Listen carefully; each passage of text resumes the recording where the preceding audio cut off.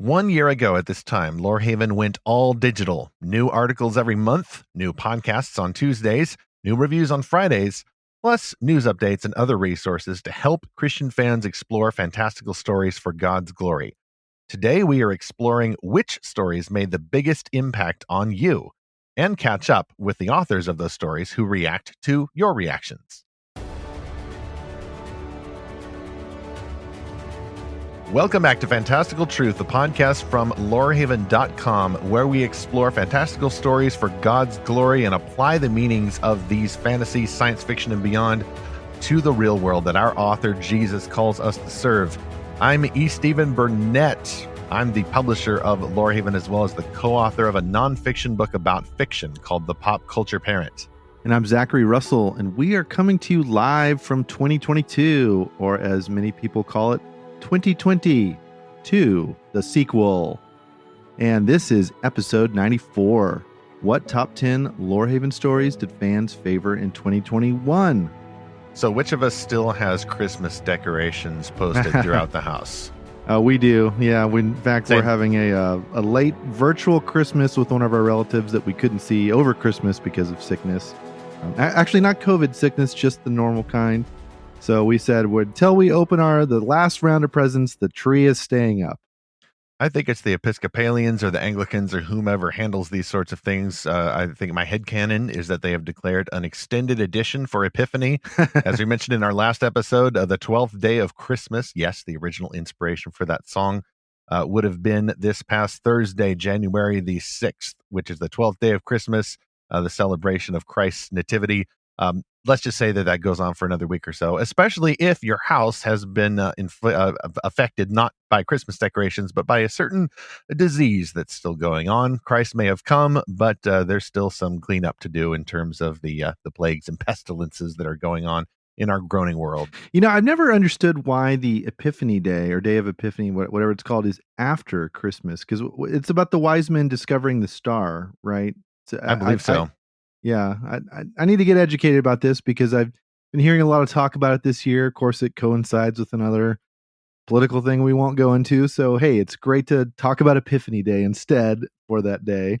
I much prefer Christ the King ruling instead of anybody else who thinks they ought to be ruling. Yeah, but I love the idea of celebrating the wise men following the star. I mean, because what a wild story when you think about it. What a supernatural thing to have happened and that caught the attention of these three guys. And then you wonder, what about everyone else? Wasn't everyone else seeing the star? Like, what were they thinking? Why weren't they following it? So it is a very special thing that these three wise men followed this astronomical event. We must like the wise men narrative because our first episode of Fantastical Truth was literally about that very subject way back in episode 1 in January of 2020. By the way, we are coming up on our 100th episode, which should arrive next month, February of 2022, the sequel. And we've been talking to some very special guests that will be appearing on the episodes with us. So you want to look forward to that by subscribing to Fantastical Truth if you have not already. Also, if you want to correct us about the exact origin or purpose of Epiphany and such like, always contact us at Lorehaven. You can email podcast@lorehaven.com or find us on the social media. But that also leads me to our first sponsor for this episode, us. We're going to take a slot for ourselves this time. It's a Christmas gift to me. I'm so happy. It's the Lorehaven Guild, of course. We've had much to say about the Lorehaven Guild, the new Discord server, invitation only for Lorehaven subscribers. And today, as we record, Saturday, January the 8th, we have started our first book quest. We're going to have book quests at least once every month, kind of like a book club, except much more fantastic oriented. Little light role play there, kind of a gaming type element as we read through the chapters of this book and discuss it amongst ourselves. Of course, being us, because we were but children when we decided to find Christian fantasy by accepting Aslan as our lion and savior. Our first selection is C.S. Lewis's The Lion, the Witch, and the Wardrobe. The skill level for this quest is it's recommended for readers age 13 and older. It, of course, is a classic fairy tale from one of the most brilliant creative minds in all Christendom. The rewards, we like to say, are 1,950 XP, and maybe we'll throw in 4 ounces of non-enchanted Turkish delight. Zach, I'm actually training myself to be our first quest guide here in the Lorehaven Guild. Here's the description for this one. For our inaugural Lorehaven Guild quest, we've chosen a title most of our new heroes already know, own, and love. If you haven't read the title since childhood, now is a great time to discover how C.S. Lewis's magical lion of literature will look bigger even as you grow. Beware, this is not a tame story, but it is good. We actually started exploring chapter 1 and the book's purpose as a whole today, but it's not too late to join if you haven't gotten into the Lorehaven Guild already. All you need to do is sign up free, subscribe at lorehaven.com, put in your email address in the pop-up, and then we will send you the invite to the Lorehaven Guild. Now, I'm so encouraged to see already 90 people, 90 heroes on our Discord server and coming in for the discussions on Lion Witch and the Wardrobe. Just what a great thing to see. People gather online for all kinds of things, but it's really just encouraging to see this much interest in Christian fantasy and novels and reading books and not just reading tweets and stuff like that. So way to go, everyone that's already joined. This is going to be awesome. I can't wait to get into this discussion. And Stephen, there's already a lot of responses to your question about chapter 1. And so, man, it is really taken off. There's also virtual tea and scones and omelets and crumpets and things, whatever it is they have over in England or in Narnia for breakfast or for afternoon tea time. Lots of fun imagination going on there. One other thing, too, this isn't going to be one of those highfalutin literary guilds, where you stop by and just talk about classic works of Christian fantasy where all the authors are safely dead. We're also going to move later on into books by newer authors that have actually been recently published. So this is going to be a guild where we find the best, as at Lorehaven, we find the best Christian-made fantasy, science fiction, and beyond, explore these stories in quest fashion, and then often we will have appearances from the authors who are still around, still making stories, and would love to connect with their readers. All right, let's go into our top 10 list. Number 10 is an article by Josiah DeGraff titled "Christians Can't Consistently Blame Leftist Fiction While Pushing Our Own Propaganda." This is a great title. I mean, it just says the whole point right there. It just does what it says on the tin. This was a great article from Josiah. And by the way, we're going through the top 10 list here. Everything we've published at Lorehaven during the year of 2021, we're doing this in reverse order. So with the title like that and with the subject the way that Josiah explored it, you couldn't help but get onto the top 10 list. These are the money quotes that start off Josiah's article. Quote, "You can hear these complaints cross the Christian interwebs. So-and-so author has ruined his stories by becoming too woke. The LGBTQ plus lobby is ruining stories. Why can't people just focus on good stories without politics, like they used to? We've heard complaints about secular storytelling before. Just look at the Disney boycotts back in the 1990s. Today, some particular controversies and language are different. For example, we say canceling instead of boycotting. The underlying question is the same. Should we read or watch stories with secular themes? A new wave of Christian or Christian-adjacent pundits are answering no. They may not all demand to cancel shows, but they do prefer keeping them out of their lives." End quote. That was from the original article. I actually reached out to Josiah to ask him about what he thought regarding the responses to this article. Lots of engagement, as you can imagine, Zach. And in fact, you may remember you and I actually did a podcast episode or two bouncing off of what Josiah wrote. Here's what he said after this piece. Quote, "Apart from reiterating that I'm not talking to authors, nor am I dealing with explicit elements, one thought I have as I reflect on that article and its responses is that this is likely going to become more and more of a challenge for Christians to deal with as Christian influences continue to wane in the West. Unless we just retreat into enclaves, a la the Benedict option, we're going to have to deal with fiction containing hostile messages and have a realistic game plan for how much of it we should be consuming, and more importantly, how we are consuming it and encouraging others to do so. One might argue that mimicking a certain Duke Leto by being noble and yet cunning in our consumption in response to pop culture can give us a path forward."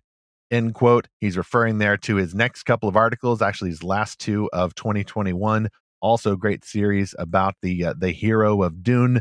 He may suffer a spoilerific fate we won't get into here, But I agree with him, and he articulated very well in this two-part series that Duke Leto's character in the movie, but certainly much more in the book Dune by Frank Herbert, just incidentally forms a model for Christians to follow. Duke Leto is both innocent as a dove, he is noble, as Josiah says, and yet he also demonstrates a certain shrewdness. And I agree that this is a great model for Christians to imitate as we try to engage with the hostile desert planet that we've been called to serve on behalf of a much better emperor who won't try to get us and our whole family killed. Yeah, this is a question I think about all the time because I am already kind of by nature unplugged from a lot of just popular entertainment. People ask me all the time, "What's on your Spotify playlist?" And I'm like, it's mostly soundtracks like Interstellar or just instrumental music." Like, that's why you and I are in a podcast together. Yeah, I don't really know any of the top 20 Billboard hits, either secular or Christian. I don't know. For some reason, I just don't keep up with it. It's nothing snobby. It's just I like to mostly listen to instrumental movie same. music. Well, you can get more done for one thing, and I mean, just you and I are in obviously a much tighter subcultural bubble than even the evangelical CCM wow hits from the 1990s. Like my wife literally has caught me up on a lot of those bands. It feels like being exposed to a broader subculture, even though it was kind of narrow, at least as people perceived it back then. I mean, I definitely had my jaunts through all of this. Okay, like in as well as television and movies and other popular books and things like that. But I don't know. I'm getting old. I'm getting cranky, and so I'm kind of like get off my lawn at times. But where I'm really focusing on applying what I've learned from Josiah's articles is with my kids. So I've got a kid now in middle school and a kid now in high school, and I was so proud one day, Stephen, of my middle schooler because she came home and said, "All these kids are talking about this YouTuber, and it's just YouTuber this, YouTuber that." At least it's YouTuber and not TikToker. YouTube is classic, reject modernity, embrace tradition. YouTube is tradition now. TikTok is modernity. Oh man, and she just had no clue, but you know what? She was blissfully unaware. Like she really didn't care. And she's like, she's going to grow up and hate you for it later, right? Right. It's going to reject Jesus. You didn't let her watch YouTube. Ex-evangelical. Yeah. Well, the funny thing is they can watch YouTube. I don't block it on their devices, but they don't care to. Yeah. And then that's awesome. So then, but she turned around and said, "Well, do any of you read?" And so she started bringing books that she's reading to class and is trying to start little book discussions. And that's I love it. And she's even, and she's not a antisocial kid or anything like that. Like in fact, she started a group message with all the girls in her class, and she wanted to just stay in touch with them. Right now they're going to school in person, but at any moment, I feel like the rug is going to get yanked away. And so I just love the initiative she took. And my high schooler, she did something similar. She tried to start a book club. It sort of took off, sort of didn't take off. Some of the kids switched to different schools, so that made it kind of tricky. But they're kind of living in that balance of like they're not really getting into all the worldly stuff their peers are, but at the same time they are engaging their peers with good stories. And I think they're just killing it. They're doing such a great job. That's awesome, and props to you and your wife for some excellent A-level parenting there. I must say that if perchance she continues to find limited success with a real-life book club, I did hear that there's a thing on Discord going on called the Lorehaven Guild, and the age limit there is 13 and older. Okay. Literally, why not? Maybe. Bring them in, get them a username. We will start assigning them XP either with imagination or with some plugin we get for the app. That is, of course, one great way to practice your nobility and your shrewdness. Read great books, and don't read them just by yourself. Read them in community. Lorehaven focuses on Christian-made fantasy, sci-fi, and beyond, but of course, a novel like Dune or many other stories, even in the old bad popular culture, can help you with this godly mission should you enjoy these stories with delight and discernment. That's what Lorehaven hopes to train you to do, and Josiah's article is part of that. So I'm glad it made the top 10. Let's move on then to number 9 on this list. Again, going in that order there. Actually, this is not an article. Zach, this is a page on the Lorehaven site. It's the Lorehaven gifts page. That's where we have all our merch. So this is not a sponsor slot. It just happened that this thing came up as the ninth most popular page on the Lorehaven.com website throughout 2021. We actually came up with these gifts back when we were still doing our print magazines for Lorehaven. We'll explain a little bit more about those print magazines and what's going on with those later in this episode. But we still have the Lorehaven gifts, including these 5 exclusive designed T-shirts from Wind Design Company. Zach, you're actually wearing one of those, I think, right now. I believe it is. No, it's just the that's the one with Lorehaven the OG shirt. Lorehaven shirt. Yeah, I have 2 of those shirts in the washing machine right now. So I'm actually wearing my All Might shirt, which is not a Lorehaven merch. That is another fandom. Here's the quick description from the Lorehaven gifts page. We'll of course have all these links in the show notes. Kind of goes without saying, but I'll say it anyway. Here's what this Lorehaven gifts page says, quote, Lorehaven offers these fantastic gift options for Christian fantasy fans, including 5 exclusive wearable designs. Revenues support the mission of Lorehaven, paying reviews, designers, and editors. You can find each wearable design in other forms: hoodie, t-shirts, v-neck t-shirts, and long sleeve t-shirts. See the full online store. Also note, for t-shirts, women's sizes in particular skew smaller. Order one size over the size you would usually choose. End quote. All of those, I think, come from third-party vendors, and they're available through Amazon. So you're supporting the Borg just a little bit, just a few micro assimilations. We may change that in the future, but frankly, that's the best option we can find right now. Oh, and the t-shirts are really cozy. Like I will wear a branded t-shirt out of some kind of obligation, but not as often as I would if it was actually a soft, comfortable daily wear fabric. And I can say from much firsthand experience that the Lorehaven t-shirts fulfill that goal. Oh yeah, I've totally switched to the whole cotton poly blend shirts because number one, they don't shrink, which I'm a tall fella, and shrinking t-shirts are kind of my mortal enemy right now. And so yeah, these don't shrink. They're super comfortable. And look, I don't need to sell it anymore. It's merch. Go check it out. But let me say this. I would love to see pictures y'all take of you, the listener, wearing these shirts. Like, we would love to retweet them, reshare them, whatever. In fact, I think that's how we originally met LG McCary. Was she found us and she found one of the shirts and she loved it, and we're like, hey, cool. And that just started a conversation and a friendship with her. So share those selfies. We would love to see them, and we'd love to connect with you that way too. Well, bouncing off that, particularly the T-shirt that says he's not a tame lion, he's not safe, but he is good. That'd be a great way to celebrate the Lion, the Witch, and the Wardrobe in a season where, for many people, it's always winter, but we just had Christmas. That's one of my favorite shirts. It's one of the ones that I own. So yeah, if you find that one, post a photo of it. We'd love to see that, and we might share that in our increasingly popular Instagram page, managed by LG McCary, by the way, who's not only an author in her own right, but a Lorehaven fan. And she was such a fan that either fortunately or unfortunately, she got recruited. All right. Number 8. This was a podcast episode. How should Christians discern the chosen in other biblical fiction? And this was episode 28. So this was quite a while ago. This is the 2020 episode. Middle of 2020, yeah. So it's an older page and just represents the fact that we have a lot of material about the chosen. It actually appears a little bit later on this list as well. We're actually, Zach, we're actually doing the kind of the top. We'll probably do like the top podcast episodes as we approach that 100th episode. But this was the page for that episode at Lorehaven. Yeah, so it's cool that this is still showing up and people are checking out this episode. I mean, they're kind of navigating through our website and finding what we had to say about The Chosen.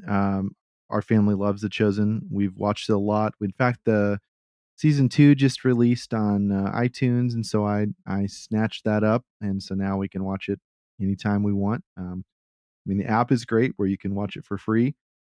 Just makes it a little bit challenging on the televisions we have sometimes. So just something I've come across recently is I've been in a few conversations very recently where people haven't really understood the point of The Chosen. And they've sort of been a little bit skeptical about it because they're saying, well, it's not the Bible. And I find that kind of comment so interesting because, number one, I know from everything Dallas Jenkins has said, he loves the Bible. And if you start paying attention to this, like this through line in the series, you noticed how you'll see the characters writing down Jesus' words, and they're literally writing the Bible. I love those bits, the little Yeah. Easter eggs bit there about the Yeah. human side of the divine inspiration process. You realize that they were doing it all along. John is lurking in the background of Jesus's conversation with Nicodemus on the rooftop by night, and he's taking notes. And Mhm. every once in a while, it's like it's like a prequel series. It's like, oh, that's how he finally got the thing that you see in his Yeah. car in the later movie. But in this case, yeah, it's more than a nod toward that divine inspiration process. You feel if you know where to look. You see and feel as well as know that divine inspiration for the future written word of God is going on all the time during Christ's ministry on earth. Yeah, and, I was just in, Washington, D.C. after Christmas, and I went to the Museum of the Bible, and man, that was so cool because there was a partial, fragment of, the Dead Sea Scrolls there. There was a partial fragment of John's Gospel, like one of the earliest manuscripts of that. There was an entire King James Bible first edition. Now I'm not a big King James guy, but that's still pretty awesome. Like, and then quite a few other artifacts related to the Bible's history. And that place is like 6 or 7 floors. Like it's gigantic. And so, and the way that really encouraged me to more reading in my Bible. So my family and I just pulled the trigger on a 2-year Bible reading plan through the whole Bible, and and I got that same feeling when I watched The Chosen, like, it really reinvigorated my desire and my love for the Bible. So first of all, I find it strange when people say, "Oh, it's not the Bible." But second of all, I think it's just a misunderstanding of what The Chosen is. The Chosen is not a portrayal of the Bible. Like, it's a portrayal of everything that happens in between or outside of the text, and it's just they're just imagining what might have happened, like what might have led to the miraculous catch of fish, like what's the backstory. And none of this is on the level of like this is a new canon that all Christians should agree on. Like it's just a what if.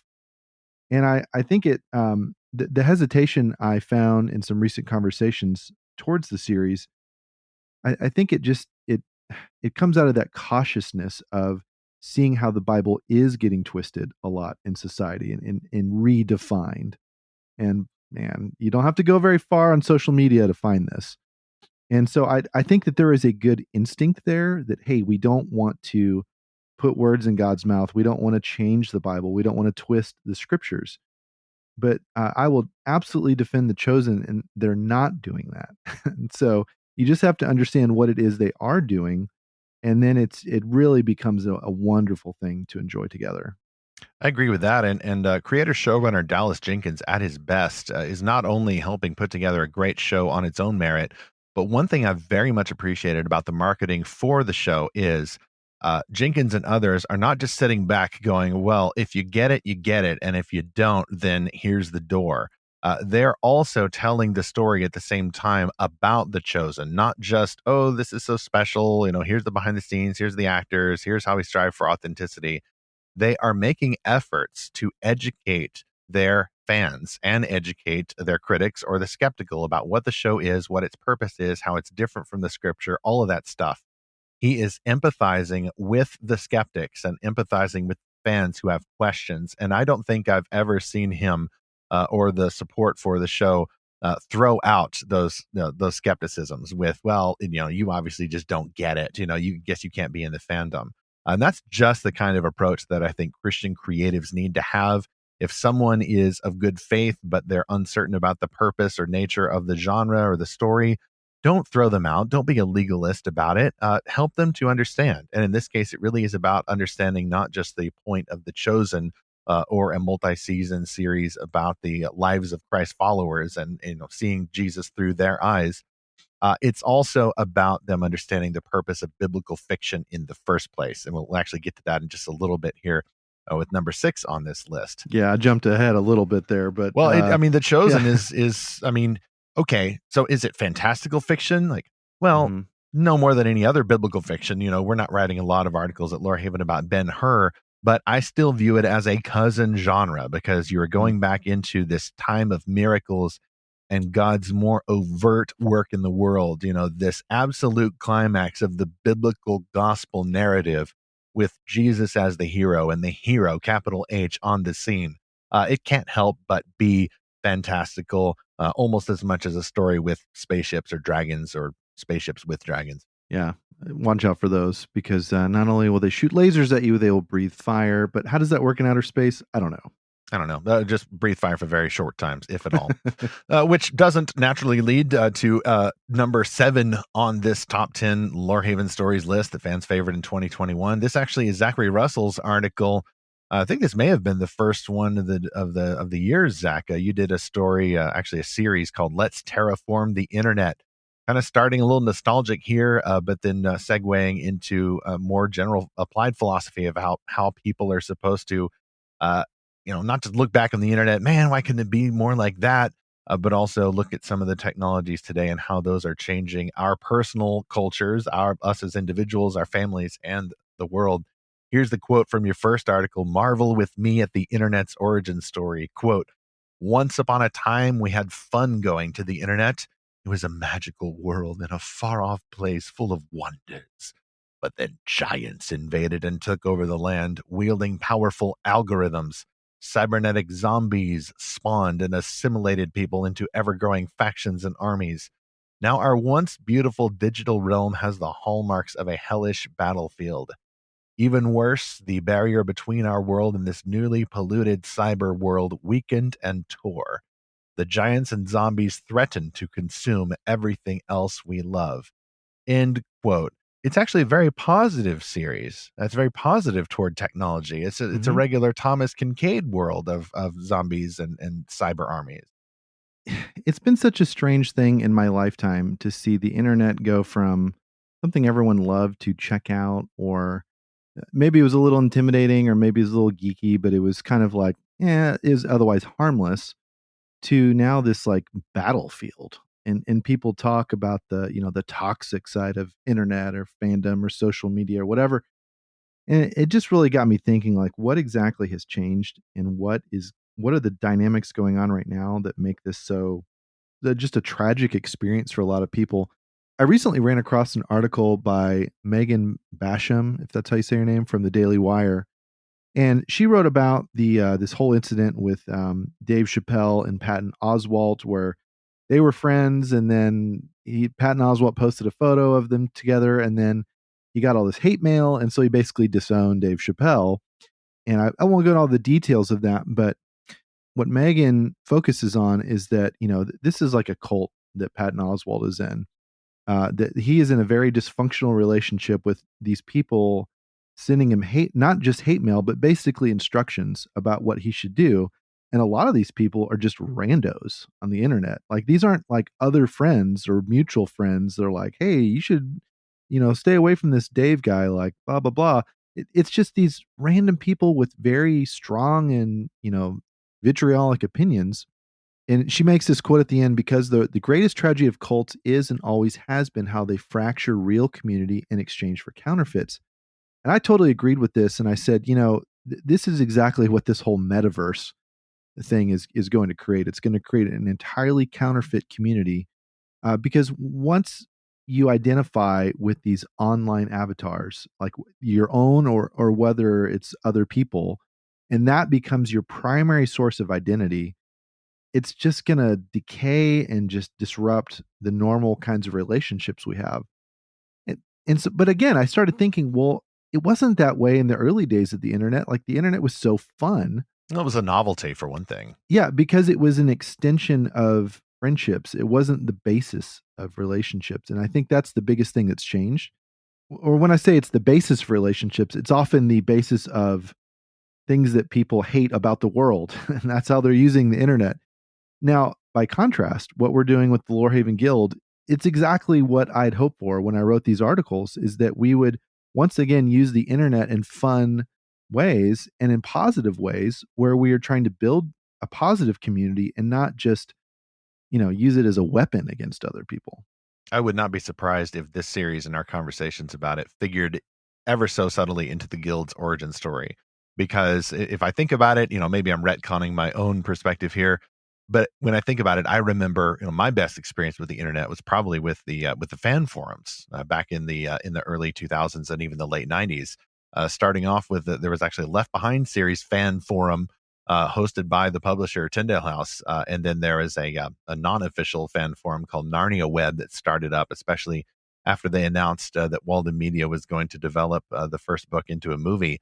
I literally met my wife on Narnia Web and many other friends, including several who are involved with Lorehaven, such as Elijah David, who's kind of still working with Lorehaven a lot, and he's now active in the guild. And I'm using my old username actually from Narnia Web, Dr. Elwin Ransom. My wife, for old time's sake, is using her username.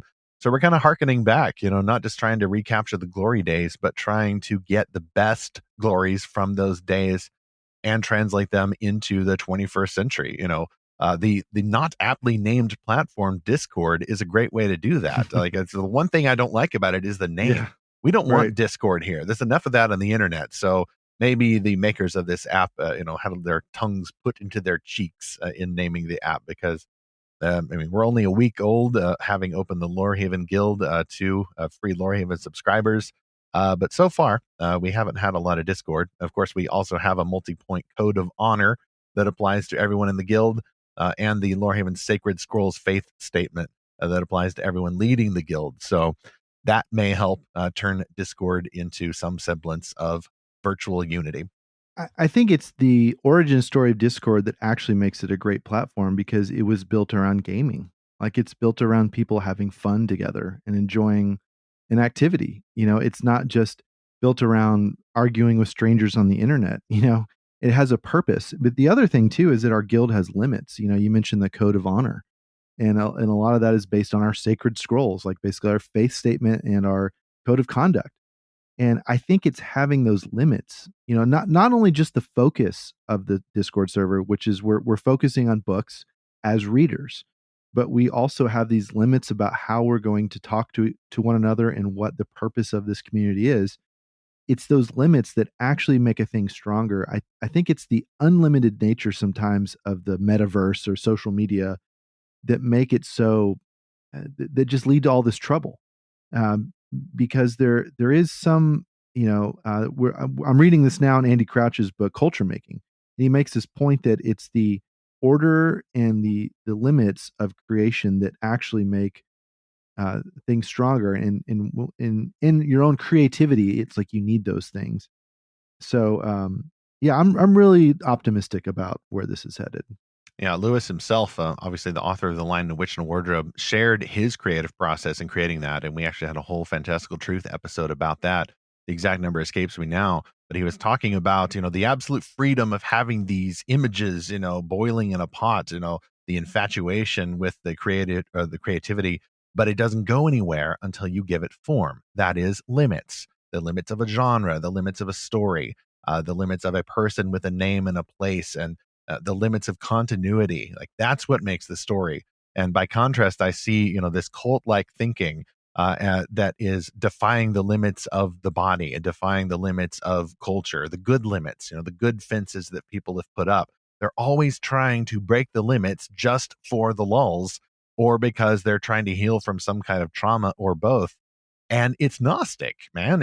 You're trying to get rid of the body, but God has given you a body. He has made you an embodied person, gentle listener, for his good purpose. We just celebrated Jesus becoming an embodied man forever and ever, valuing his material creation and us as his embodied children so much that he limited himself to that form. Jesus is a human being forever and ever to this day. That's what we mean by the incarnation. That's what we mean by resurrection. So it's, from the guild to other means of transforming the internet. I think that is a way of defying the technotopia, which actually turns into a techno dystopia, and having an eye toward the utopia, the perfect world that Jesus himself is going to bring. The perfect resurrected Savior who is limited as a human, but also unlimited as God. The only way we get both of those together in the same person. That actually perfectly leads to our second sponsor for this episode. Speaking of the techno zombies and all of that, that is just the subject of T.E. Bradford's novel Awaken.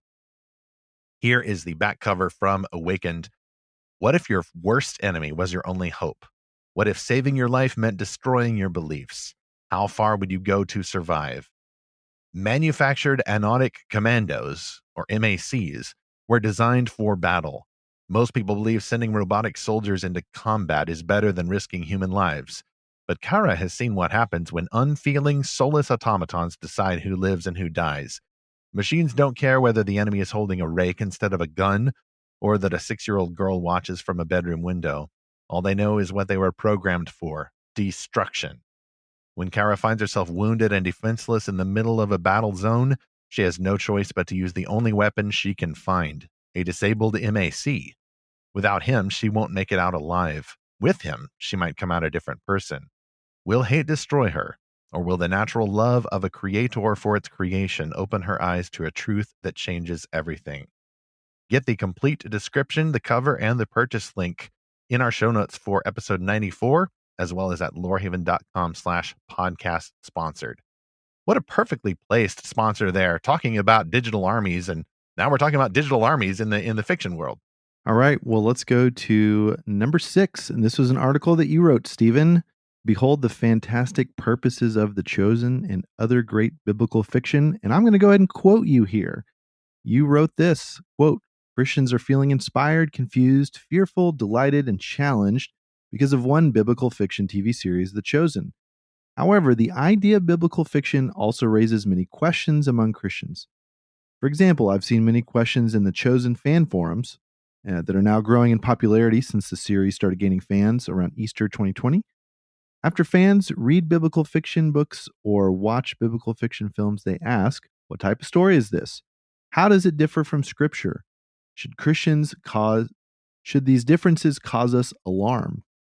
What about Christians who might confuse reality and fiction?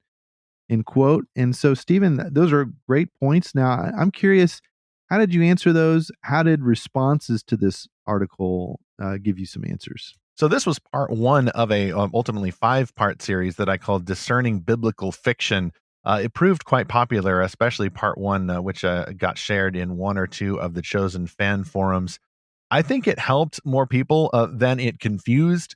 I think it was a learning curve for most people just asking the questions. I really think that this is more of an issue, not so much with the Chosen or biblical fiction in general, but about a flawed perception of the purpose of stories that Christians just can't help but persist in. We've got this barrier between the Monday through Saturday entertainment and the Sunday sacred stuff. Biblical fiction refuses to get limited to either one of those, and so it breaks down the categories. I say well broken, not because we don't want limits, as we were talking about earlier, but because the purpose of fiction must be defined according to Scripture. And as I explore in part 1 here specifically, we must go to God's purpose in creating humans to understand why he also gives humans the gifts of imagination and making stories. In general, stories and culture and art and all that good stuff, before sin makes it often bad stuff, we have to understand the purpose of this. Then we can talk about the purpose of stories like fantasy, science fiction, and beyond, or biblical fiction. But we shouldn't assume that we know the purpose of biblical fiction. It's to get the pagan neighbors saved. It's to teach the kids. It's to faithfully present Scripture, only instead of being words on a page, you actually see people walking around in togas. You get confused then about why you even need a TV show in the first place when the written word of God is sufficient for us to pursue Christ in the gospel. But stories are also a gift that we receive from God. We subsist on Christ, the bread of life. That doesn't mean that we also don't use physical, ordinary bread. And by the way, Jesus insists on us enjoying both. We wouldn't understand that he is the bread of life if we didn't have the experience of ordinary bread. So it is, I think, with stories. Stories that are false, that is fictional, that's a way that we can understand the Bible, which is true. But you train up to understand true stories like the Bible by appreciating fictional stories, which in the case of The Chosen and other biblical fiction are also about the Bible. Okay, so I want to read a comment that I found on one of your articles in this series, and I want to see what you think about this, because I don't remember, you might have answered this on Facebook, but I just don't see a reply here on the article. So this is from someone called Drew and Chick, who commented, quote, "What do you think of the general concern some people have about representing Christ in any visible way, which can lead people to soft idolatry? The issue, as I've seen it stated, is thus. If seeing a painting of Jesus or watching a movie about Jesus causes the viewer to feel more connected to Jesus or in some way more drawn to Jesus, does this not constitute a violation of the second commandment? And that the physical description of our Lord is a worship aid, an image, and as such generates a false worship via the imagery, the eyes, instead of a true worship via faith in the heart." End quote. So what do you think? Yeah, we're gonna solve that next week inside of 25 minutes for episode 95 of Fantastical Truth. I hadn't planned on doing that, but that is a great question, and I'd want to get a bucket load of theologians in here to hash this out. I've hashed this out for myself, so your mileage may vary, and maybe that's why I missed that question. Now I kind of want to go back and write at least a few paragraphs about it.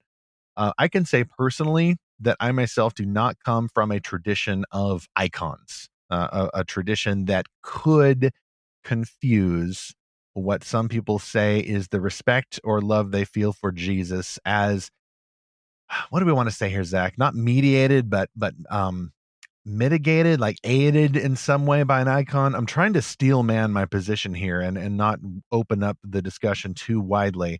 But I think the best version of it is like a Catholic or somebody from a Christian tradition says, I've got a statue of Jesus, or I've got the little crucifix, with the little wooden Christ hanging on it. When I look at it, I'm not worshiping the object, this person says. Not worshiping it. I'm thinking about the real life sacrifice, just as I would if I were sitting in church and I got the bread and the juice. I'm not worshiping these elements. It is a thing that helps me to glorify the real Jesus. Now, that's the best version of that. I think there's a lot of Christians who've grown up with the worst version of that. You know, Grandma Kathleen, who's Catholic, who's literally praying to the statue of Jesus, or worse, going a step further and then praying to a statue of a saint or Mary. I think that there are some Christians who say that and they go, I don't want to have anything to do with that. So they become, in a sense, iconoclasts, which is the the Protestant Reformation era term of you literally go around, you're smashing the icons. I get it, but I don't have that issue. So I can understand that someone would have that issue, not with a statue of Jesus, but with a picture of Jesus in a coloring book or a little baby Jesus in a nativity scene, or in an actor who dresses up and does a great job portraying Jesus in a series like The Chosen or a movie like Risen. I can understand that issue. I don't have it. That in no way makes me want to sin by idolatry any more than usual.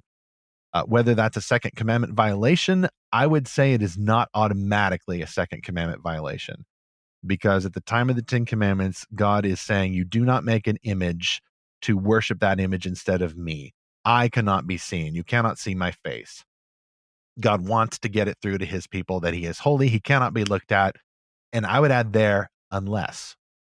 And the unless is if God himself incarnates the second person of the Trinity, always existent. In the beginning was the Word, and the Word was with God, and the Word was God. And then later on, the Apostle Paul writes that he is the image of the invisible God. Christ is the imago of God. Christ represents God. He is God. That, I think, is the exception. God puts a face on himself on his own terms, in his own way. The incarnation does not overthrow the second commandment, but I think it does add some grounds for discussion. If I was to look at Jesus now, if he were to come back tomorrow before any more pandemic, and I was to bow down and worship him, I am in no way breaking the second commandment. Now, what if in the new heavens and new earth, I take a photo of Jesus with my New Earth smartphone? I need to write about this. This is an interesting thought exercise or short story. I take a photo of Jesus with my smartphone, and I've gone off to another planet for the New Earth colonization project in the year 30,000 ADD, or whatever we're going to call it after Christ returns. If I cannot see Jesus in physical form in front of me and I look at a picture of him, am I going to worship him? No way. I'm made perfect there in the new heavens and new earth. No possibility of me doing that. Is there a possibility of me doing that now if I had a photo of Jesus from the first century that's, perfectly captures him? Am I going to be tempted? Is it going to be a sin? I don't think so. But then can a photo really represent him? Well, can a man really represent him? I think some of some of that gets into, I think many Christians are more comfortable with thinking of God as, more distant and omnipotent and, pure spirit, like the Father is, or the Holy Spirit, who is communicated mainly through symbols and actions.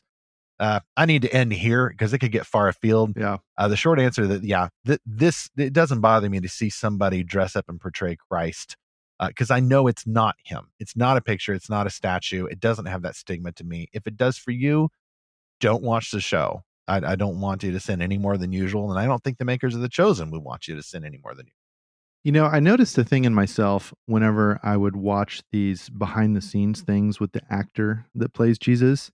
And I would get this funny feeling like, no, I don't want to know him as the actor. I just want to see him be Jesus. And then I'm like, wait a minute. That's the whole point of the behind the scenes thing. That's a great point. It's to break that, sense of like seeing him actually as Jesus. Like, I need to remember that this is a regular guy and he's doing a great job. And he's a Catholic Jesus, guy too. But he's not Jesus. Yeah. Mm-hmm. And I appreciate your point, Stephen, that, the show isn't automatic idolatry, but it could be depending on who you are as a person, your background, your inclinations.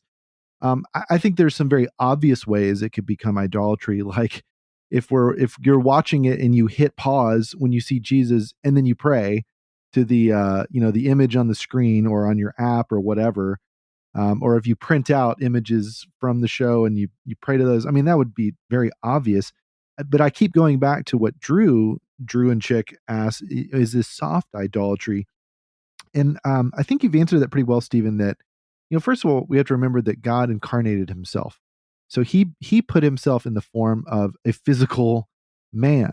Limits, like we were talking about earlier. Yeah. Mm-hmm. So we have to kind of keep that in context. But I think what that does is it does give us permission for people to portray Jesus in a film. Or what about in your church? Have you ever been in church when someone, did like a live drama of Jesus doing something, because I can think of one very specific time when I was in college and there was a play that someone did of Jesus, and it has stuck with me for 20 something years now.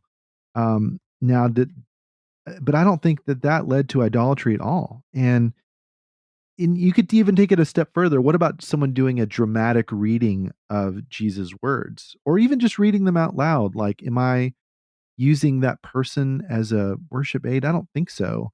Like, I am thinking of the actual Jesus in my heart. I mean, it is a heart issue, so it really is kind of hard to discern this at some point. And I think we shouldn't judge ourselves too harshly. We can't know our true motives with everything, but I think the fact that God incarnated himself, it really does come back to that. And we are sort of just retelling that incarnation through dramatic acting and reading. Exactly. I think you've gotten close to my secret debate ender on this debate. I think it is a debate ender because there's a group of Christians, and let's just give them the nickname Ralvinists. And I am kind of a Ralvinist myself. So, some of them I've literally had people tell me, well, when I read the Bible and I read what Jesus is going on, no, I'm not imagining it. I don't get pictures in my mind. I don't want to be that type of person. I don't want idolatry. And my first response is, yeah, that's not true. Everyone has an imagination, but maybe they've trained that out of themselves. And that's not a healthy place to be. I would call that Gnostic, actually. And some of them will say, well, there are no physical descriptions of Jesus in the Bible. Not true. Revelation 19. His hair is on fire. He's shooting a sword from his mouth. He's kind of got ink, and he wears a robe, and I believe it gives the color of the robe. And yes, there are physical pictures of Jesus in the Bible. If you cannot read that without imagining it, you are not reading the Bible properly. That I don't think is the debate ender. The debate ender is the objection that, well, if you're watching an actor dress up as Jesus and pretend to be Jesus and saying things that Jesus would say, then you're looking at a flawed performance of Jesus. You don't want a flawed imitation of Jesus. You want the perfect Jesus. That's the only thing you're supposed to look upon and worship. My debate ender is this. If that's your objection to someone who's pretending to be Jesus and getting it wrong sometimes, then look in the mirror. Christ has given his image to us, to his people, and commanded us to imitate him. It's not about physical description. It's about action, and it's about behavior. The very term Christian implies, more than implies, that Christ's adopted daughters and sons are supposed to imitate him in a way we're supposed to image him. And we obviously get it wrong. We also are tempted often to worship ourselves, so that's not good. But the worship of ourselves does not overthrow the call to behave like Jesus, to impersonate him. When I see an actor on a show doing that, I know what that is. That is an impersonation. That is a performance. A little bit different than trying to behave like Jesus 24/7. This guy's doing it professionally as part of a artistic performance. But I think the parallels are pretty much exact. And I think that your view of worship of Jesus ties in with your view of sanctification there. It's got to be one or the other. I think you're right, Zach, that incarnation messes up our categories there. So let's go now to number 5 on this list. We're moving into the top 5 now. We'll try to go a little bit more quickly because we got waylaid into 2CV issues. I'm kind of glad we did, though. That's a great little high point there. Yeah. Number 5 here is Marion Jacobs' article, No, Stories Should Not Wreck You, the Reader. And that last phrase there is in a quote. Marion had gotten a hold of an author on Twitter who was bragging about how her purpose or his purpose, I think the exact gender there was a little bit confused. The author was trying to wreck you, the reader, and they were using that as a kind of a solution for times when this author felt discouraged or felt like creativity was pointless. Oh, well, that's okay, because I get to wreck people for fun. As Marion says in her article, quote, in 2013, I had just given birth to my second child. Pregnancy insomnia hit me hard and never left. When my daughter was still a newborn, a friend let me borrow Divergent.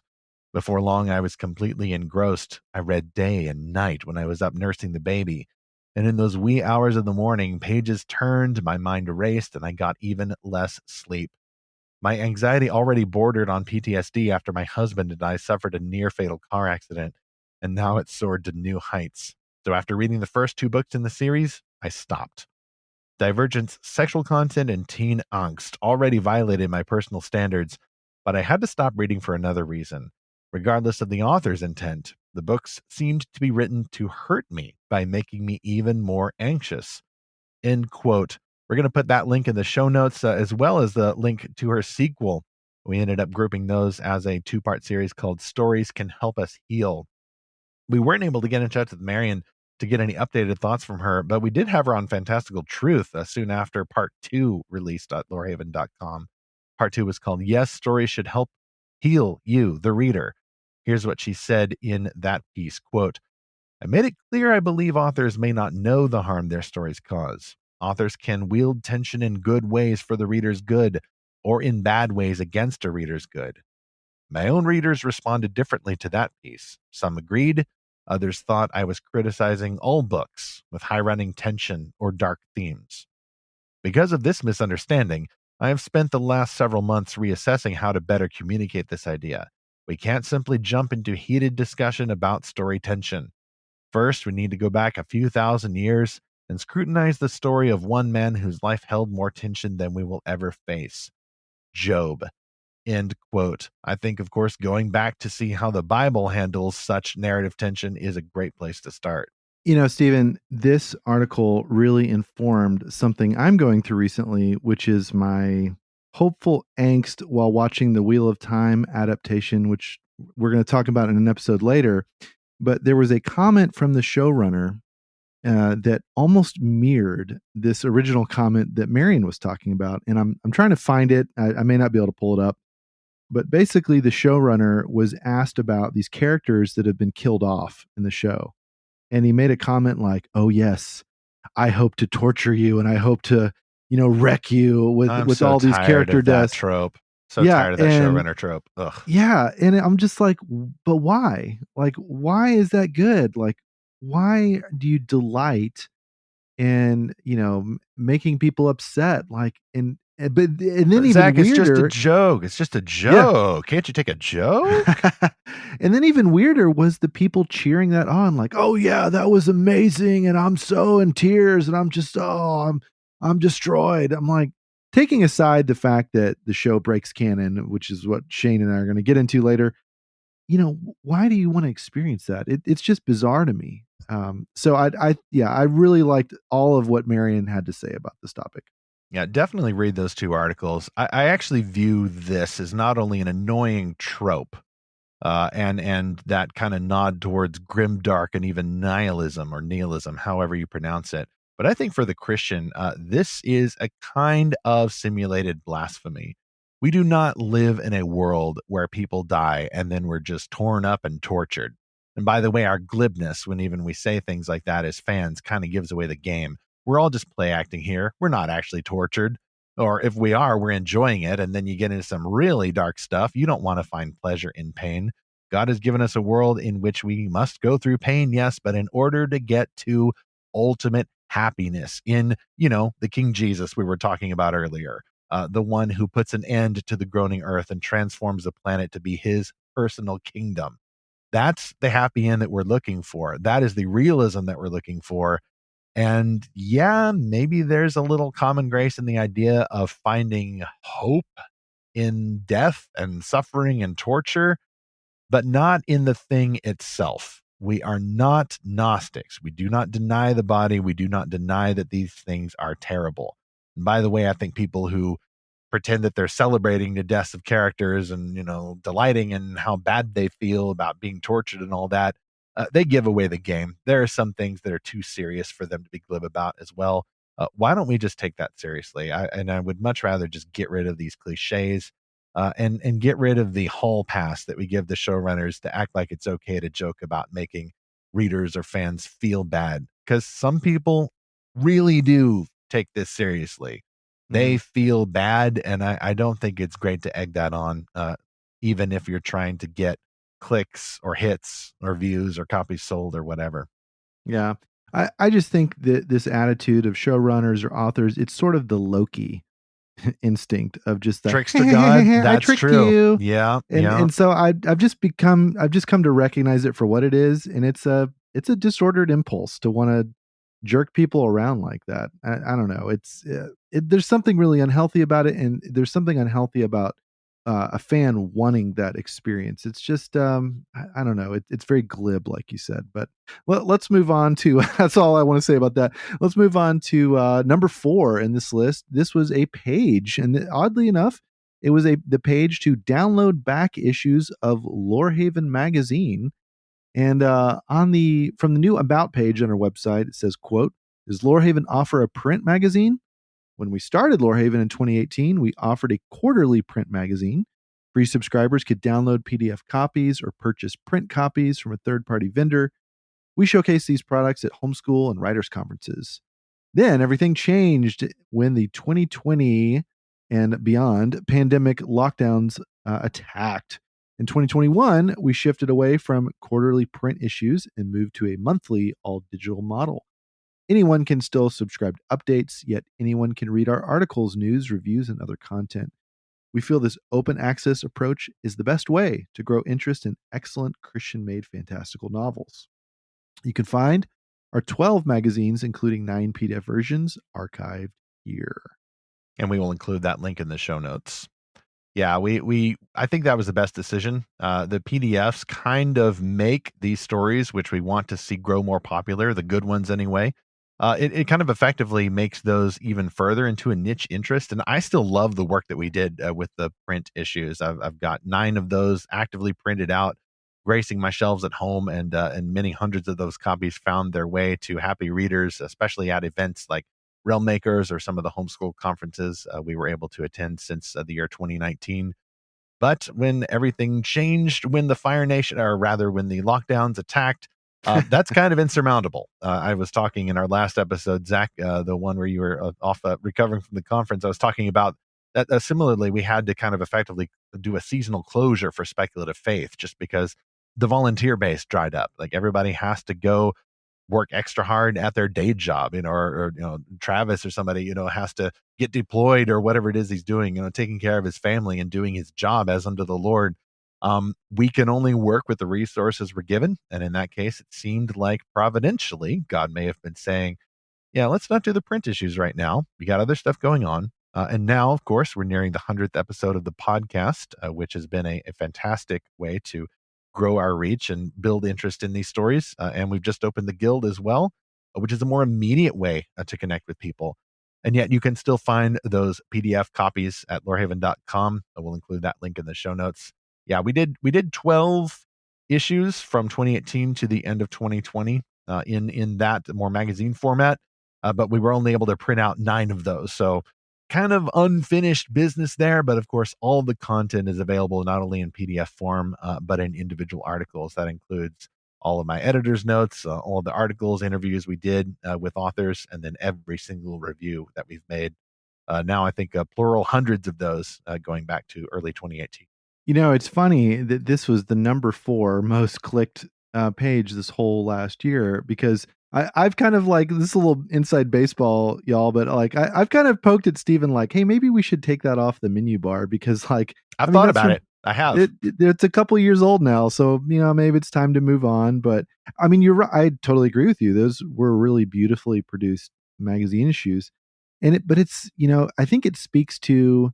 Okay, I don't know exactly why everyone's going there or if they're downloading PDFs, but it makes me wonder if people are printing them off on their own or something like that, or they just want to have the larger format like on a tablet or something like that.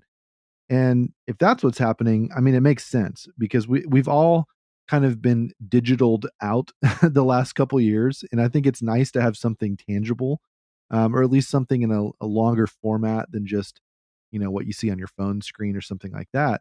And that's actually what's interesting is because you really can't read these PDFs on a phone unless you have a phablet, I guess. But I think it speaks to people wanting more long form, rich content than they typically get online. And so that's cool. That's great that they're still, getting around. Agreed. Oh, Zach, we're going to have to be very disciplined. Speaking of limits on one's own creativity, we're having to be disciplined going into number 3 here. So now I'm moving into the top 3 pages at lorehaven.com throughout the year 2021. This was Mike Duran's first of 2 appearances. This was his article, Militant Secularism Could Force Christians to Create New Subcultures. That was the title of this article. I found this very interesting because I've actually watched Mike slowly change his mind, as he says here, to give away the ending of this excerpt. And here's what he means by that. Quote, I've long applauded Christian artists engaging mainstream culture. It's why I write my Reagan Moon paranormal thriller novels for the general market and no longer publish content labeled Christian fiction. It's also why I've taught workshops for Christian authors about writing for the general market. It's why I've blogged about the Christian crossover novelist. And it's why I've asked, is writing in the general market less of a ministry than writing for Christians?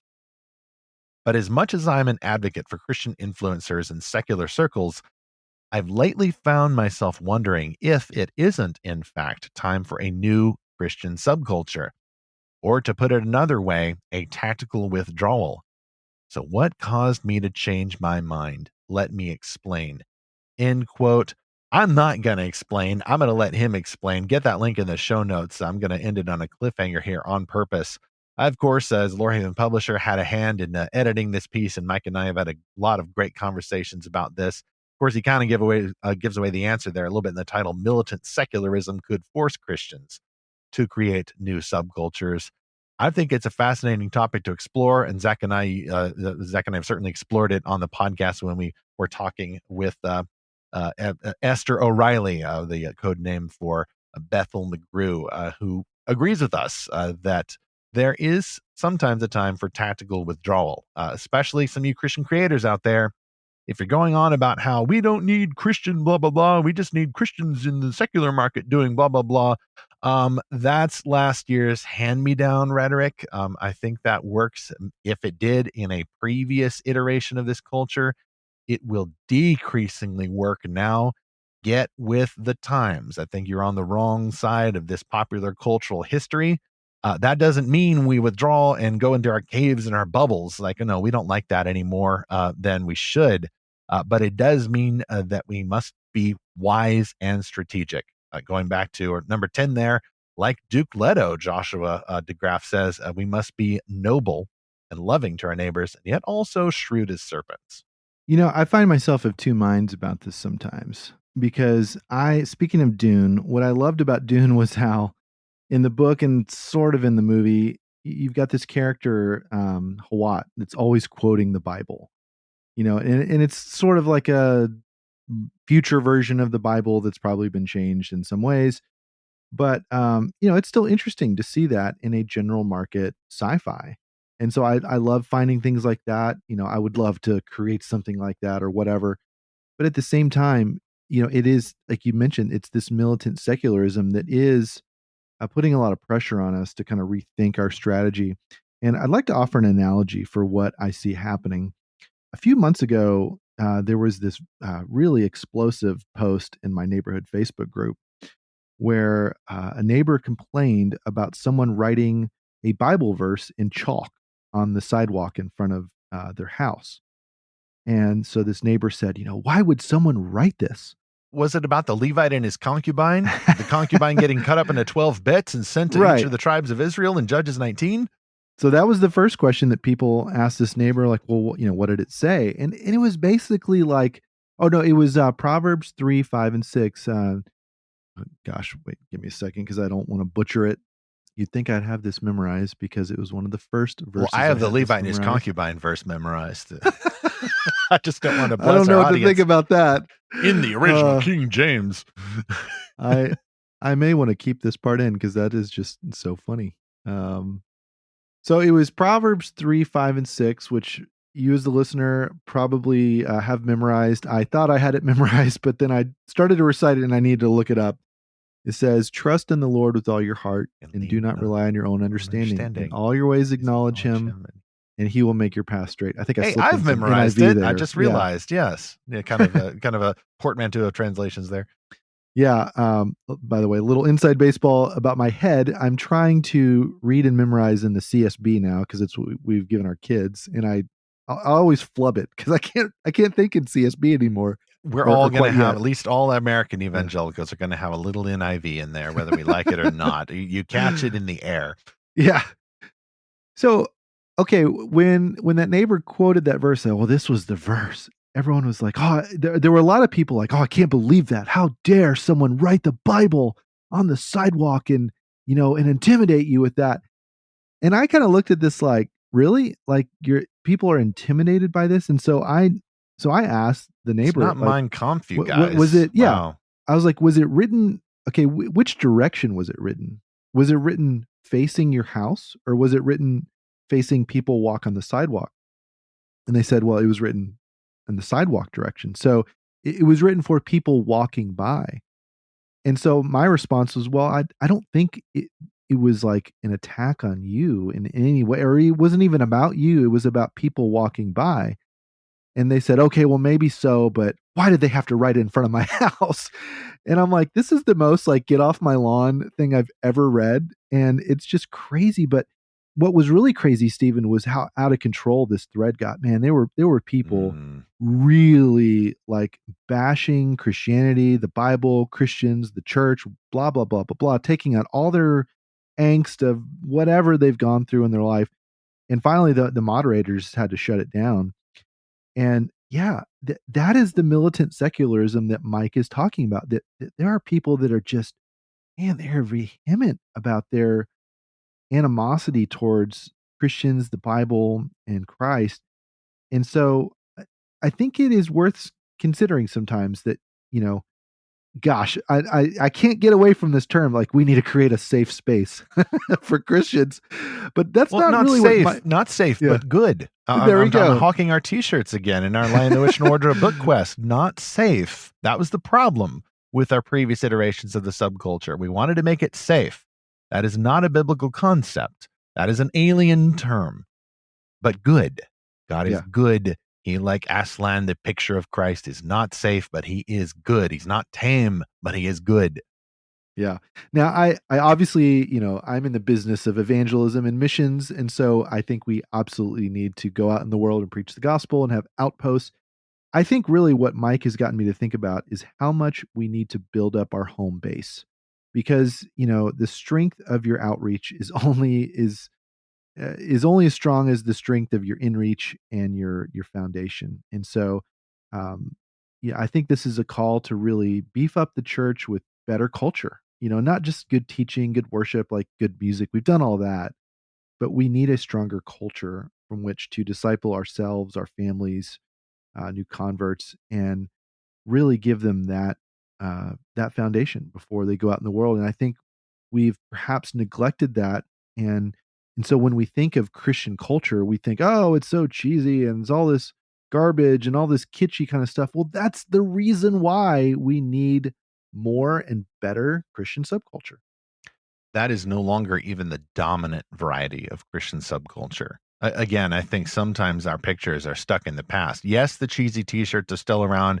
Yes, the corny youth groups are still around, but there's Oh, I not a just lot got of some commandments recently. Oh, there you go. Well, there's not a lot of chain Christian bookstores still around though. Like, get your mind out of the past. Please catch up to the present. The dominant Christian subculture right now, almost assuredly, is politics. Politics, Mm. politics, politics. We're stepping in it. It's getting all over. It's getting into every nook and cranny of our bodies. And no matter how many times we shower, we can't get it off. Like sometimes you got to get your hands in the dirt. I'm not saying don't do politics, obviously. Check my Facebook page. I'm doing it for sure, even if it's not a whole lot on this podcast. But politics is a necessity. It's a duty. It's not, we're not supposed to like it. Certainly not this much. And I would almost prefer the cheesy stuff. Like I hearken to the halcyon days of the Left Behind series, and even the Prairie romances, and even more recently the adult coloring book trend that kind of flared for a bit a few years ago. I'd much prefer that as a harmless distraction compared with this endless obsession over politics. And that's the kind of subculture that Christians need. Like I think some of that was an overcorrection to this sheltered, evangelical subculture. Well, like we got our head stuck in the sand, while the Supreme Court's going to bring down all these laws on our heads. So we got to get busy. But we also need recreation. We need stories, not just cheesy knickknacks to put up on the mantelpiece. But, we kind of need those too. Let's not be Gnostics about it. We like nice stuff around our houses. We like even a Thomas Kincaid painting with a Bible verse on it. Some of that stuff can be cheesy, but I just want a little bit of that along with a renewed emphasis on music, which we've still got plenty of music, and good stories, which I think should include the biblical Christians' native genre, fantasy, science fiction, and beyond. Well, and that is why our number 2 most visited page this past year was our author resources page, where authors can share their novels with new fans and find those fans through Lorehaven. And basically, this page kind of outlines what our website does and how we have new podcast episodes on Tuesdays, new reviews on Fridays, new articles and news updates throughout the week, and how authors can submit their book for a possible review or sponsor our podcast and just otherwise make themselves visible to fans that want to find them. And so yeah, I think a lot of authors are realizing that it's not enough just to market my book to other writers. I need to find fans and readers of my book, and that's what we're trying to do with this website. We're trying to connect authors and readers. And hey, a lot of authors are readers, like we are big readers ourselves. But this is what we're trying to do. We're trying to grow this Christian subculture of reading. And so yeah, it's no surprise that this was a bigly visited webpage this past year. Yeah, a couple of years ago, I did a site redesign and ended up putting a lot of these disparate options together into one page. You can find that link in the show notes, but it's actually pretty easy to memorize. Lorehaven.com/author-resources. That's where you go, by the way, to inquire about sponsoring this podcast, as well as requesting a Lorehaven review. It's free, but we gotta decide that we like the book, and we only do positive reviews, mixed positive reviews. Not to drag on a book, not to do negative reviews, but to match the best kinds of books that we find with the readers who are most likely to enjoy them. You can also put graphic sponsorships on the website. We have a couple of image slots there. If you are an author or you know of a book that we don't already list in our Lorehaven library, that's where you go to add that book to the Lorehaven library. We have hundreds and hundreds of Christian-made titles listed in the library, and that's a free listing. You get a little social media share when we post it, and that's it. For more, you'd have to do more sponsorships. And of course, we have an open question box there at lorehaven.com/author-resources. Great resource for you to check out if you've not already and you have a story to share. And our number 1 article at lorehaven.com in the year 2021, excepting the homepage, is once again from Mike Duran, who gets all of the toys. This number one article was titled Christian Publisher Bethany House Defends At Love's Command from Outraged Critics. Are you spying a trend of what our readers are eager to explore these days? And oh, what irony that a website devoted to Christian made fantasy, sci fi, and beyond would have as its top article in a single year a novel that is a historical romance. I actually appreciate that irony just a little bit because, again, like biblical fiction, well, I wouldn't call this a cousin genre, but it is in that more general Christian fiction issue, and it touches right up against that bigger issue of how Christians ought to understand and engage the popular cultural world around us. You got to read this whole piece, which a lot of readers did and a lot of readers engaged with. Here is how it started from Mike Duran, quote, "It's not often critics accuse a Christian historical romance novel of racism and glamorizing genocide, yet a vocal contingent of romance fans leveled these charges while demanding the Romance Writers of America, RWA, rescind its 2021 Vivian Award to his Christian historical fiction novelist Karen Whittemire for her novel At Love's Command. RWA voters awarded At Love's Command in the category of romance with religious or spiritual elements. Days later, the association stripped Whittemire's book of its award. Why are critics hating At Love's Command? The controversy concerned the male lead, a cavalryman who participated in the Wounded Knee massacre of Native American women and children, and his later search for redemption. At Love's Command portrays the protagonist as anguished about his actions and seeking atonement. Back in the real world, the mob offers no such forgiveness. End quote. Zack, we had a really good podcast episode following up after this, actually with Parker J. Cole, who writes romance. She's kind of our inside woman in that industry, but she also loves fantasy and science fiction. And she is bringing some fantastic imaginary herbal teas as Castle Teakeeper in the aforementioned Lorehaven Guild. So she is a woman of many talents as well as a podcaster on her own. She added a little bit of nuance to this issue, talking about the Romance Writers of America who are trying to work, however clumsily, around these sensitive issues of potential racism and the whiteness of romance novels. And I don't mean that in the political way. I don't mean that in the woke way. All I mean is that generally in the past, according to Parker, most romance novels have featured characters who are persons of color. There's not a whole lot of ethnic or cultural diversity going on in the types of romance novels that sell in America. And so the RWA is now hyper attuned to this concern, and then overcorrecting, a little bit overcorrecting. You think, it's so bad here, that you cannot even have a protagonist who was tangentially involved with a massacre of Native Americans and is now heartbroken over it, experiencing a Christian-like journey of redemption as part of the romantic plot. It's not enough that he's broken up over it. You should not even go there. And I think this illustrates, and I think Mike and Parker both captured this in their own ways. This illustrates the blindness to gospel themes of redemption that exists in our world. People have no idea about redemption, and gone, by the way, is the whole "you do what you want to do, I'll do what I want to do" moral relativism thing. Throw out your Christian apologetics textbooks that repeat that line. Your neighbors are not repeating that line. No. Your neighbors are enforcing laws that they made up for themselves and expecting you to do the same thing. That's the real world that we're in as Christian fans and as Christians altogether. We want to be realistic about the world, but then we also need to love our enemies, including the enemies who try to cancel us or cancel the authors or Christian pundits that we know and love, including Karen Whittemire, who eventually shared more personal responses to the cancellation. But from what I've read, she did so with class and humility, and yet also being very honest about the struggles that this brings.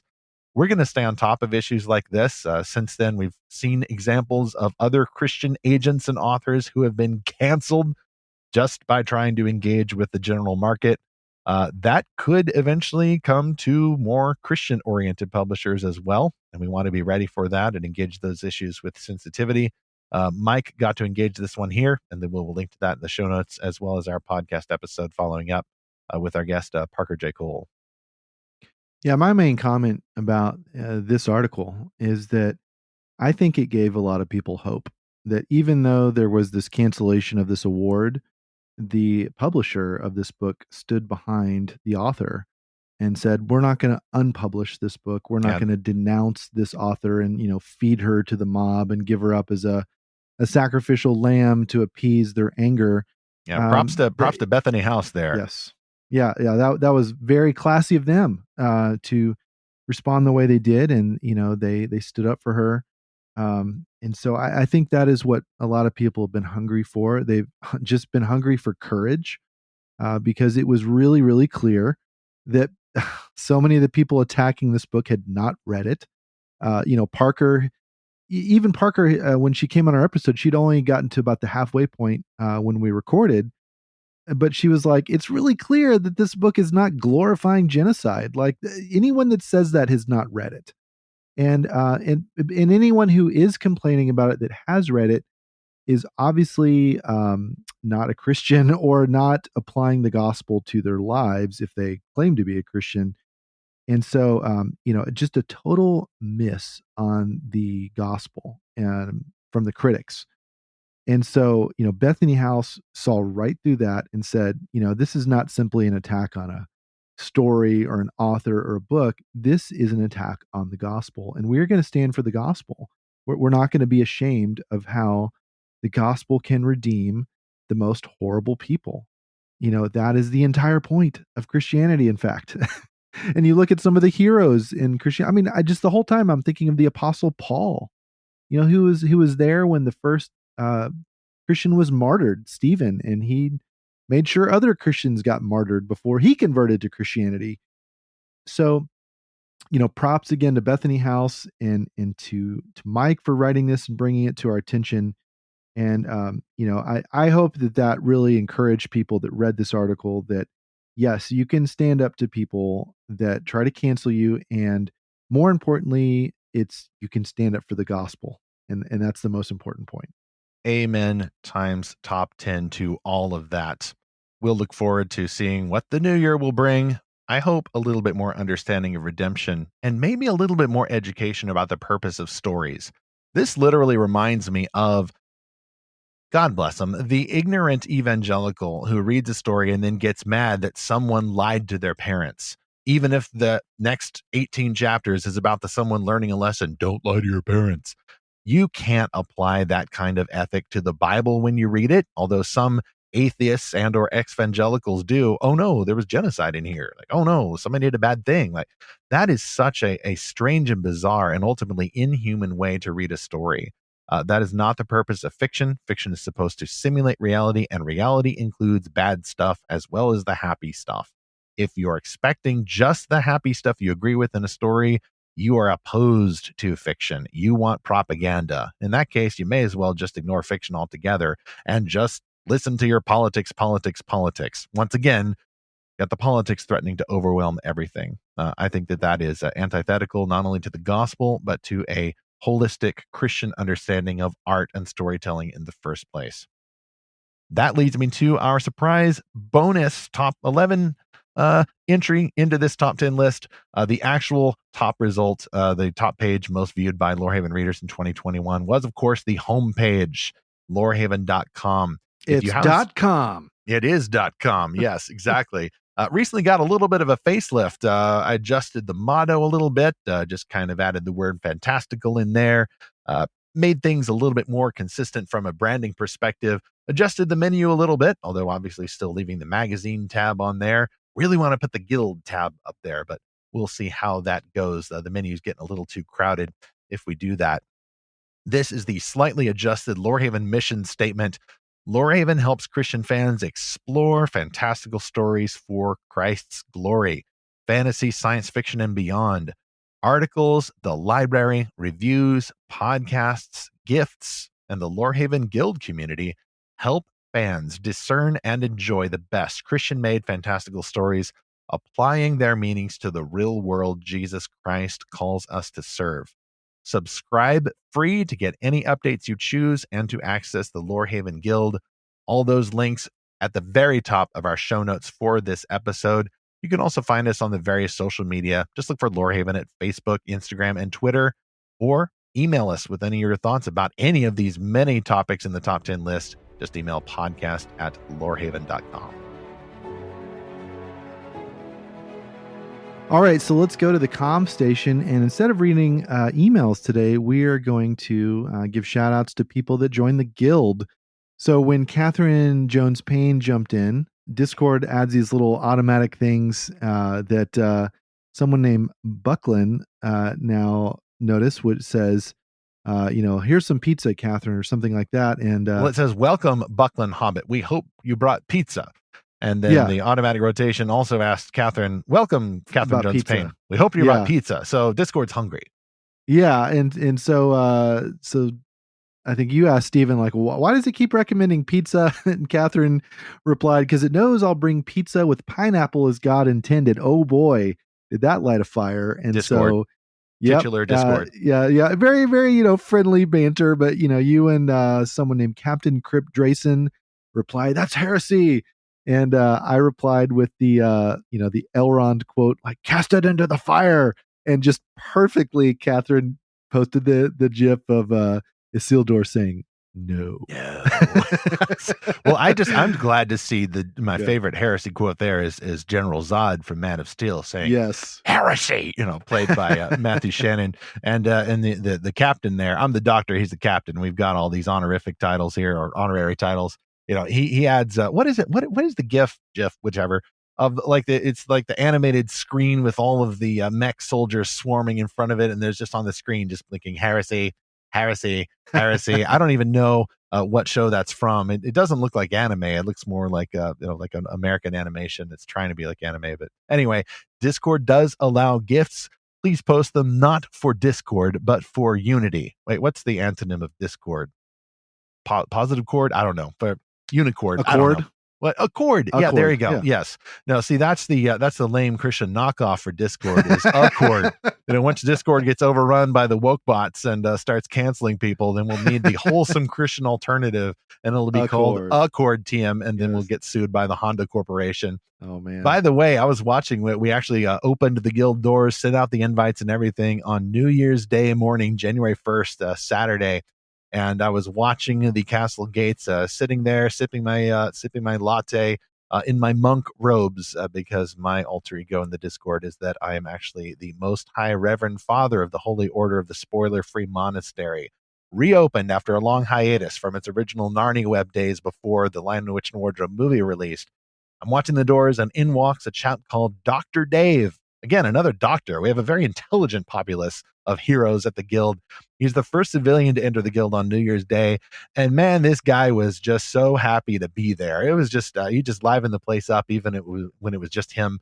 Echoes casting throughout the Great Hall. He kind of reminded me of Barry Allen from Zack Snyder's Justice League, the only Justice League movie that released last year, by the way. It's like, I go out there like Bruce Wayne saying, you see, I'm putting together a team. I believe there's a war coming. And Dr. Dave is like, stop right there. I'm in. I need friends. And what he actually said, though, was, and this is the first civilian comment in the guild, so preserve it for posterity. He said, quote, a happy new year, a year full of God's infinite grace and goodness, health to you all, my brothers and sisters, end quote. Perfectly capturing the tone that we want to have in the guild. I think the echoes are still spreading throughout these hallowed halls and walls. So Dr. Dave, appreciate you. I think it was actually the podcast that brought you into this august presence. Really appreciate you, Dr. Dave. Good to have you. And by the way, surprise bonus, Dr. Dave is from Romania.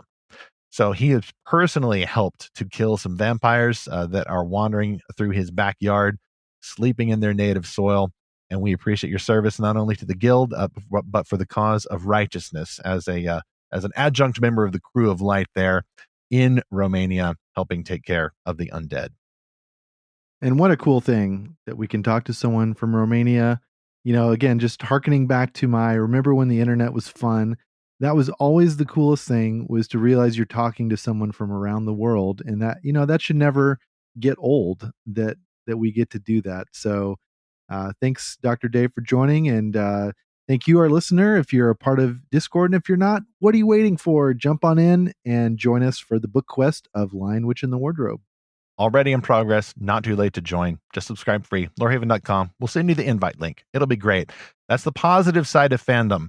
But next on Fantastical Truth, we're going to talk about the heartache of fandom. The trauma, the suffering that people can go through, especially when certain showrunners decide that they're going to break canon because reasons.